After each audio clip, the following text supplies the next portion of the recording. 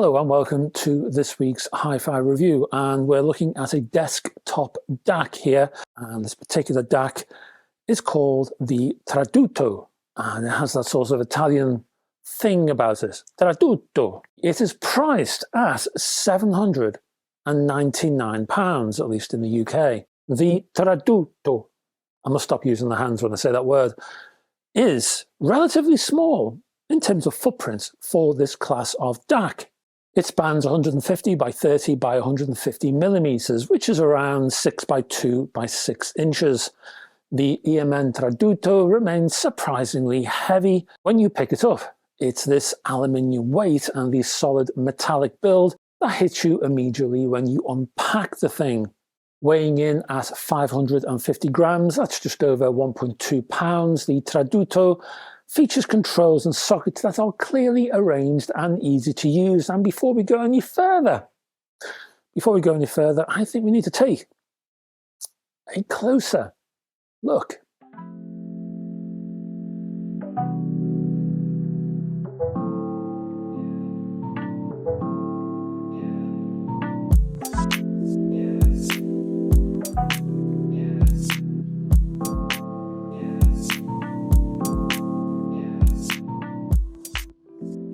And welcome to the closer look section for the Earmen Tradutto desktop DAC. And a minor point for this particular unit is that the chassis sits on relatively high feet, much higher than I'm used to. It's obviously no big deal, sure, but even so, it did make me look twice when it sat on my shelf. Now, the front of the chassis includes, on the far left, a standby button with a remote control sensor just above that. Next, we have a Bluetooth pairing button to its right, and further along on the right is a small output window, which I would have liked to have seen enlarged, perhaps, but as it is, it's perfectly usable. To the right of the window are two left-right source buttons. Actually, why Earmen decided to do this, I'm not sure. This left-right source button pairing thing. There's only a few simple sources available on this unit. So one button cycling through the sources, going on a loop, going round and round, would have been enough and probably would have been quicker to use and to operate. And hey, it may have shaved off a few pounds off the final price, but we'll never know, hey. Also, for these two buttons, these source buttons themselves cycle to the right and then stops. It doesn't loop around. So you have to cycle back left again. It just feels a little bit awkward. Let's spin around to the rear now. And on the far left of the rear is a barrel socket for the external switch mode power supply. Next to that, we have a socket for the Bluetooth aerial. Then further to the right is a USB-B port for a laptop source. Then you get an optical, then a coax, and then a pair of RCAs, and finally a 4.4mm Pentacon type balanced port. So this is the headlined balance option, which for me disappoints, to be honest. Pentacon I think is pretty fine and dandy for headphone connections, but, and maybe you will disagree with me here, in terms of DAC outputs, it remains rather niche. I couldn't supply any hardware to test it, I'm afraid. What I wanted was the much more flexible full-size XLRs, as found on the similarly priced topping D90LE, and I was disappointed not to find them on the Tradutto. Inside is a vanilla ES9038Q2M. I say vanilla because this is not the Pro version. This particular track supports up to 38-bit 768 kHz PCM or DSD512.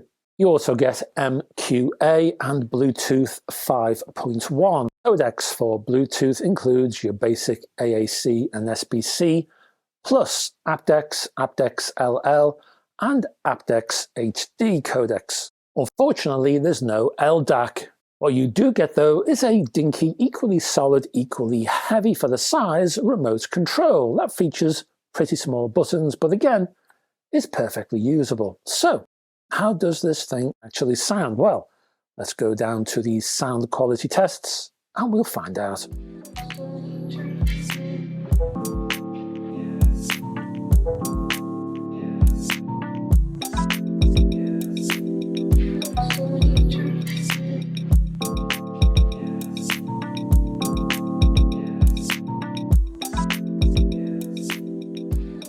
and welcome to the sound quality tests for the Earmen Tradutto desktop DAC.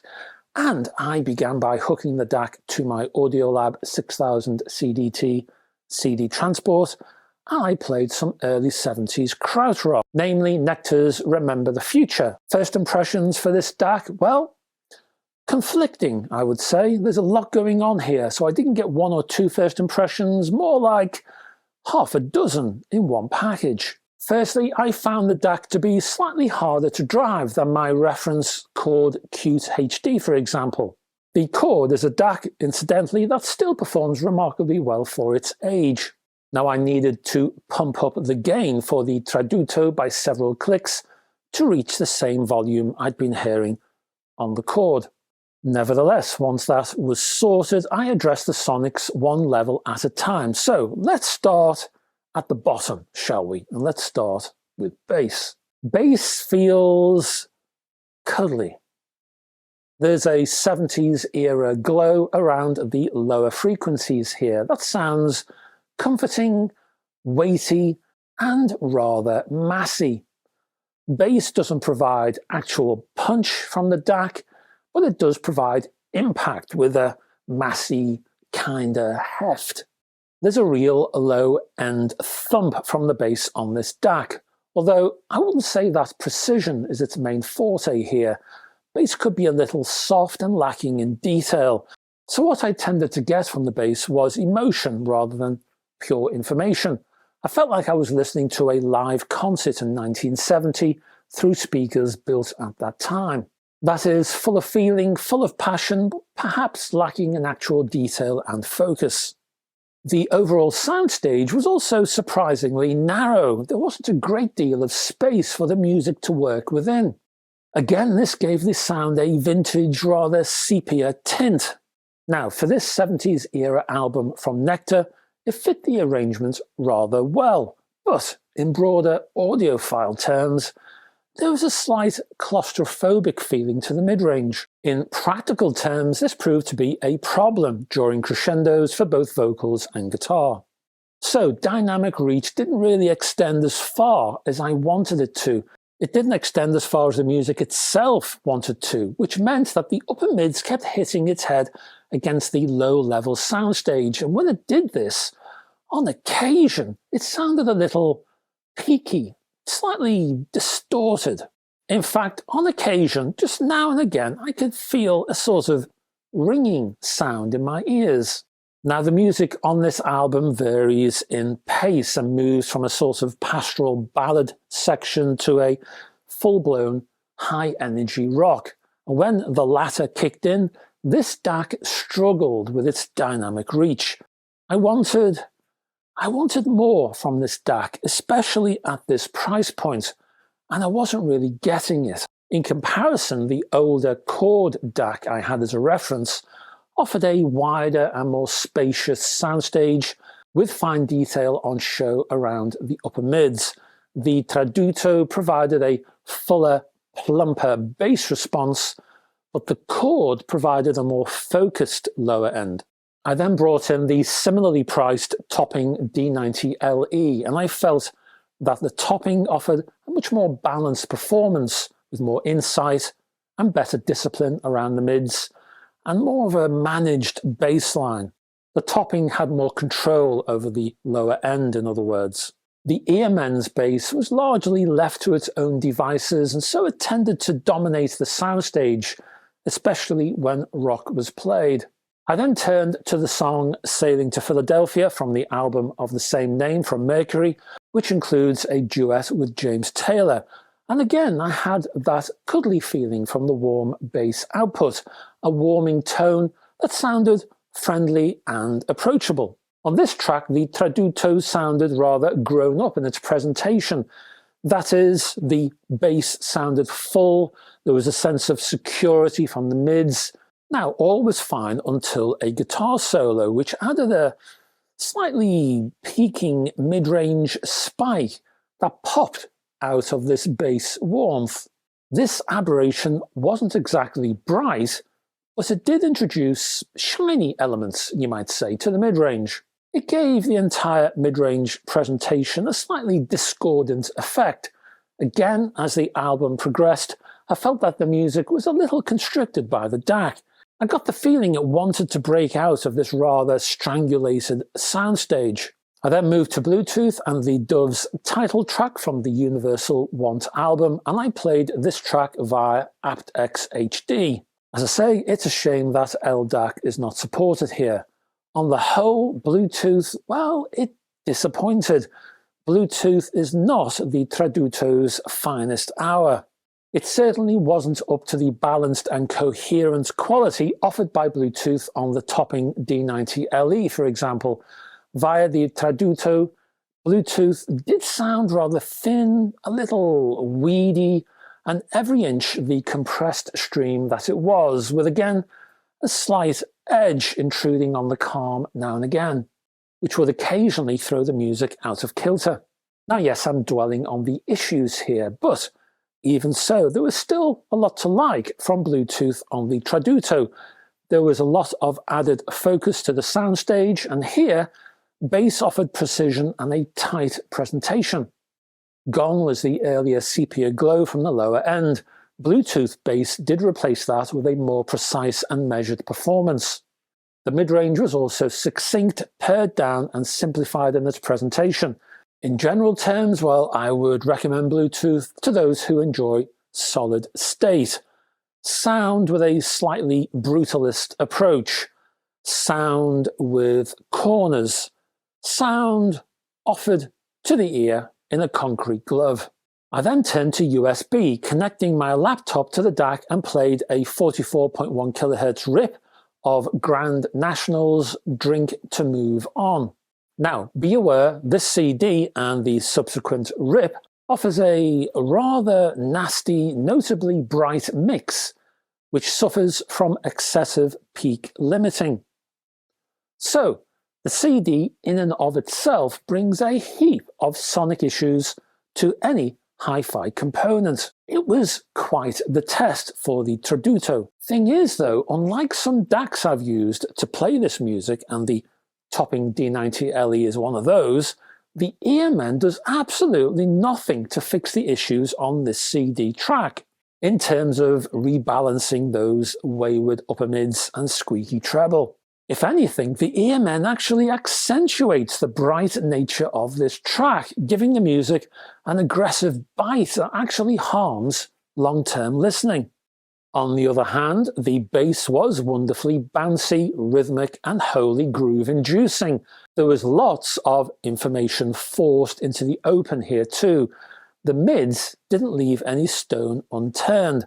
Subtle elements were dragged out into the center of the soundstage and placed on view. So, how do I conclude this review of the Earmen Tradutto desktop DAC? Well, let's have a few final thoughts, shall we? Then we'll do some pros and cons, and then I'll give you a rating.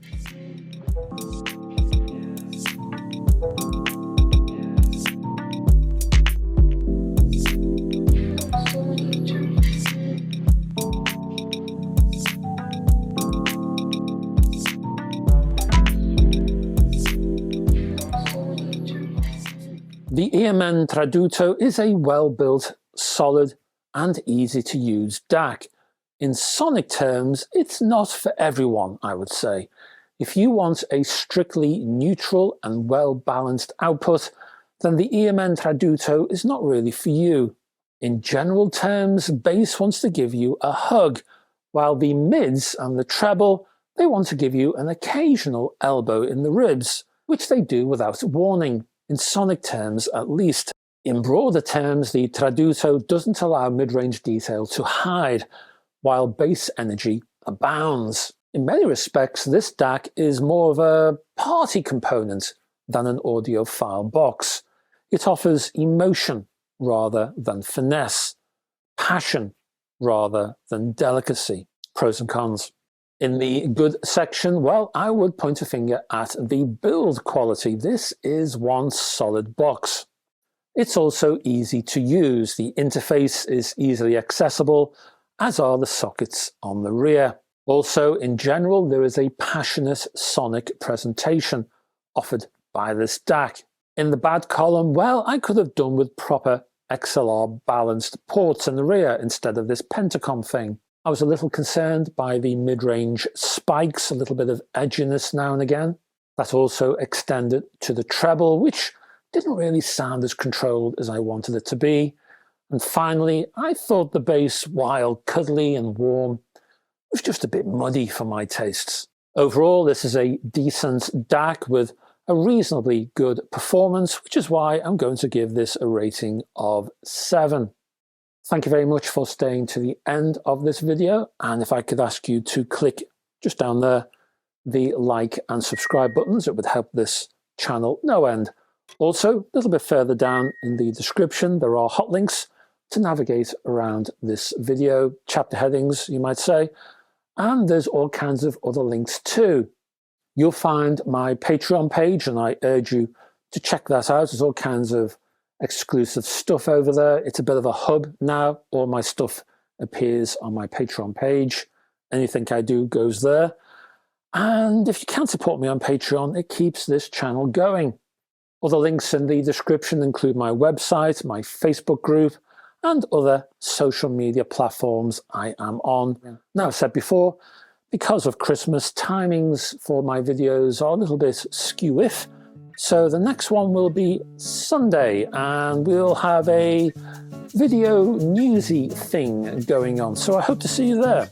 Hope to have your company. And until then, folks, bye-bye for now.